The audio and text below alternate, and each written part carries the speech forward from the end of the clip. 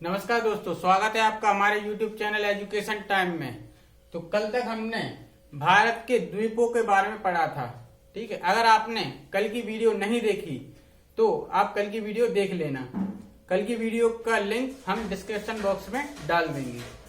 चलिए आज के लेक्चर को स्टार्ट करते हैं। आज के लेक्चर में हम भारत के जल अपवाह तंत्र के बारे में पढ़ेंगे।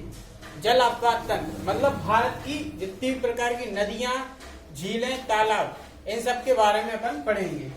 तो पहले बात करते अपन भारत की नदियों के बारे में। एक निर्धारित जल मार्ग द्वारा जल के प्रवाह को अपवाह कहा जाता है।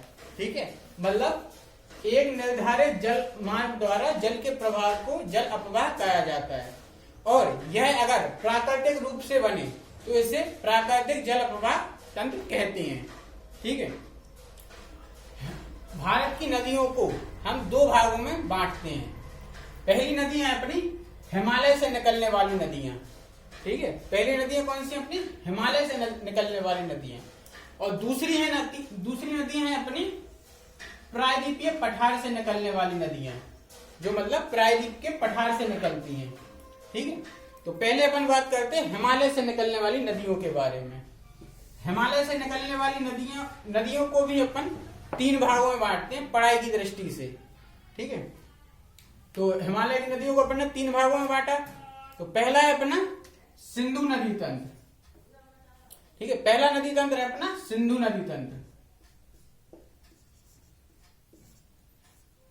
दूसरा होता है अपना गंगा नदी तंत्र। ठीक है, तो तीसरा है अपना ब्रह्मपुत्र नदी तंत्र।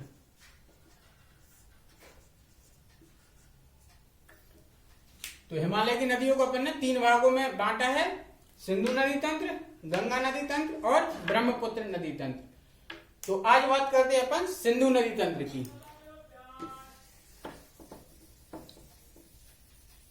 आज बात करते हैं सिंधु नदी तंत्र की।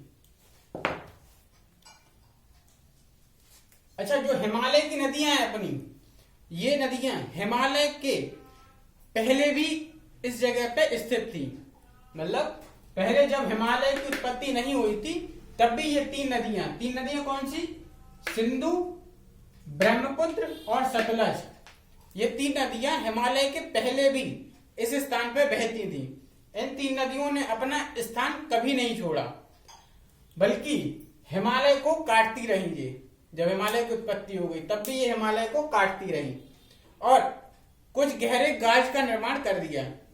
इन्होंने अपनी भूमि पर एक ही पत्थर को काटते काटते इनने इतना गहरा कर लिया है अपनी जमीन को, जिसे अपन गाज कहते हैं। इन तीन नदियों पे गाज स्थित है।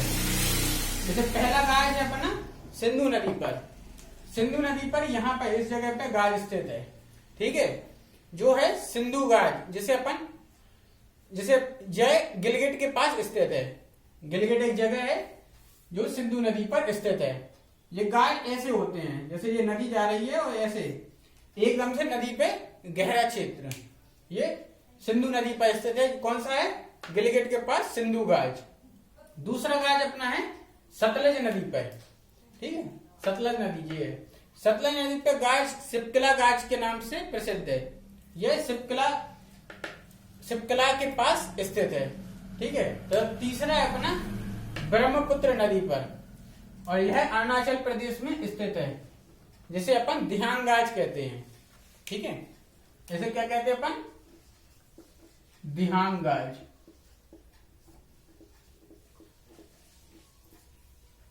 यह ब्रह्मपुत्र नदी पर स्थित है और अरुणाचल प्रदेश में। अब बात करते हैं अपन सिंधु नदी तंत्र की।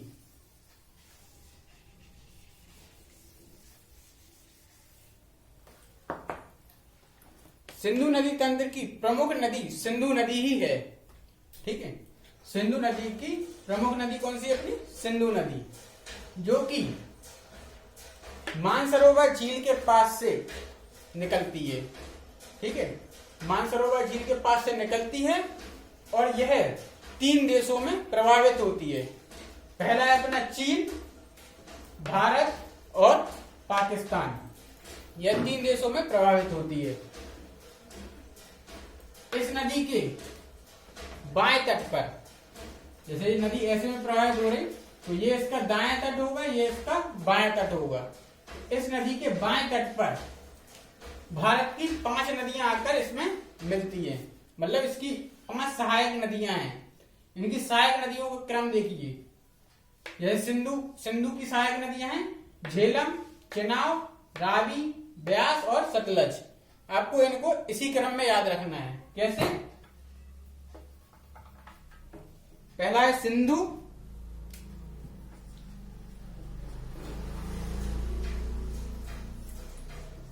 झेलम, चेनाब,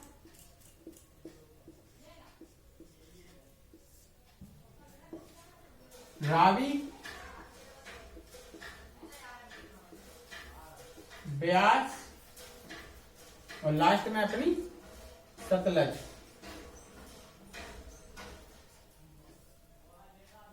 आपको ये क्रम इसी प्रकार याद रखना है। कैसे? सिंधु, झेलम, चेनाब, रावी, ब्यास और सतलज। ये क्रम ऊपर से नीचे तक है। ठीक है, ये 5 नदियां सिंधु की सहायक नदियां कहलाती हैं। ठीक है, अच्छा, इन 5 नदियों को पंजाब में कौन कौन सी 5 नदियां? झेलम, चेनाब, रावी, ब्यास और सतलज। इन 5 नदियों को पंजाब में पंचनद कहा जाता है। ठीक है, आप देख रहे होंगे यहाँ पे तो ये 4 नदियां हैं, पर एक नदी ये झेलम ऊपर है। तो आपको पता है पंजाब सिर्फ अपने पास नहीं है, पंजाब पाकिस्तान के पास भी है, मतलब ये पूरा क्षेत्र पंजाब कहलाता है। तो इन 5 नदियों को पंजाब में क्या कहा जाता है? पंचनद। ठीक है, अब एक एक करके अपन नदियों के बारे में पढ़ते हैं। तो पहली नदी थी अपनी सिंधु नदी। ठीक है, सिंधु नदी तंत्र की प्रमुख नदी है। ठीक है, इसके बाएं तट पर आगे मिलने वाली 5 नदियां झेलम, चेनाब, रावी, ब्यास, सतलज हैं। ठीक है, यह मानसरोवर झील के पास से निकलती है। ठीक है, और पाकिस्तान के कराची के बाएं तट पर अपना जल गिराती हैं। ठीक है, अब बात करते हैं अपन झेलम नदी की। झेलम नदी एकमात्र ऐसी नदी है जो जम्मू कश्मीर से निकलती है। ठीक है, झेलम नदी जम्मू कश्मीर से निकलती है और यह शेषनाग झील के पास से निकलती है। ठीक है, झेलम नदी कहां से निकलती है? शेषनाग झील के पास से। झेलम नदी शेषनाग झील से निकलकर 170 किलोमीटर भारत पाकिस्तान के बॉर्डर पर प्रभावित होती है।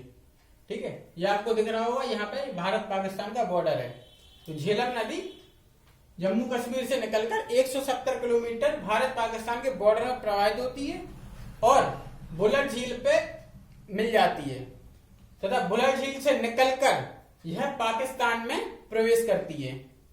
ये आपको दिख रहा होगा, यहाँ पे बुलर झील है, यहां से फिर निकलकर पाकिस्तान में प्रवेश करती है तथा चिनाब नदी में जाकर मिल जाती है, तथा चिनाब नदी में जाकर अपना जल गिराती है।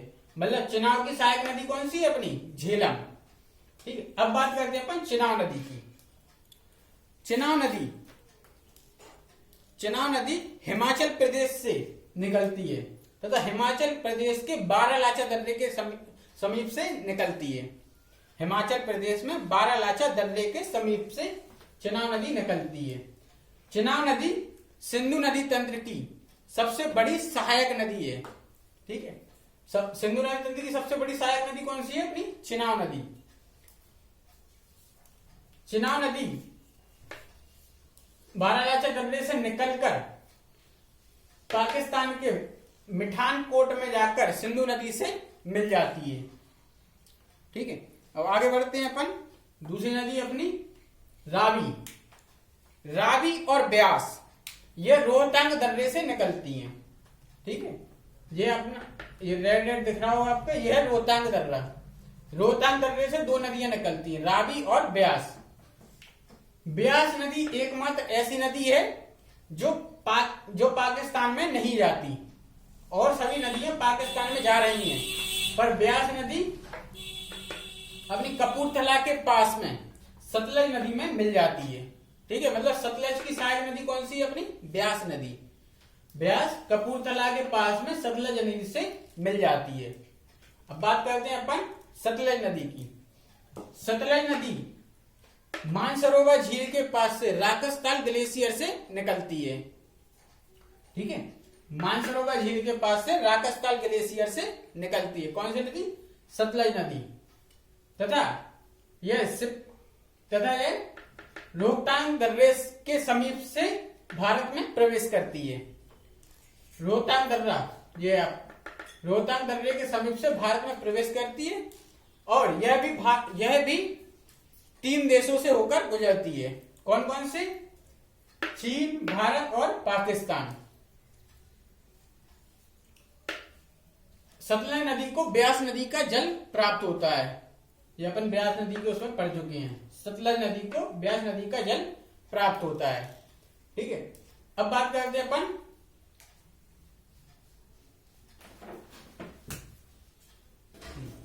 तो आइए नदियों के बारे में कुछ और जानकारियां अपन लेते हैं। जैसे अपनी रावी नदी है। जैसे तो रावी नदी से 2 अपनी परियोजनाएं निकलती हैं। कौन कौन सी? थीन परियोजना और चमेरा। थीन और चमेरा परियोजना अपनी रावी नदी से निकलती है। ठीक है, और यहीं से मतलब पंजाब के पास हरिके नामक स्थान पर सतलज और ब्यास के संगम पर, मतलब यहाँ पे जो अपना ये सतलज और ब्यास का संगम हुआ था, यहीं से भारत की सबसे लंबी नहर इंदिरा गांधी नहर निकाली गई है। ठीक है, भारत की सबसे लंबी नहर इंदिरा गांधी नहर कहां से निकाली गई है? हरिके नामक स्थान से। ठीक, अब आगे बात करते हैं अपन सतलज नदी की। सतलज नदी अपनी कहां से निकलती? राकसताल ग्लेशियर से। सतलज नदी को बाकी सब नदियों का जल मिलता है। ठीक है, और यह पाकिस्तान में जाके सिंधु नदी से मिल जाती है। सतलज नदी से भारत की और छोटी छोटी नदियां मिलती हैं, जिनका नाम है जास्कर, सियांग, सिगार या गिलगिट। ठीक है, ये और छोटी छोटी नदियां हैं।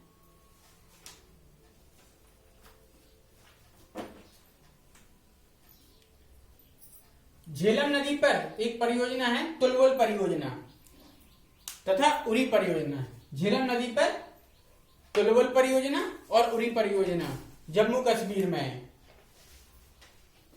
झेलम नदी जम्मू कश्मीर से अनंतनाग से बारामूला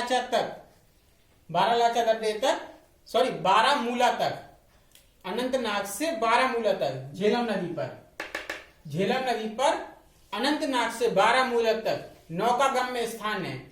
मतलब यहाँ पर कोई रास्ता नहीं है, आपको नाव लेकर ही इन 2 जगह के बीच में सफर करना होगा, नौकागम्य। ठीक, तो आज का अपना सिंधु नदी तंत्र खत्म होता है। मुझे आशा है आपको आज का लेक्चर अच्छा लगा होगा।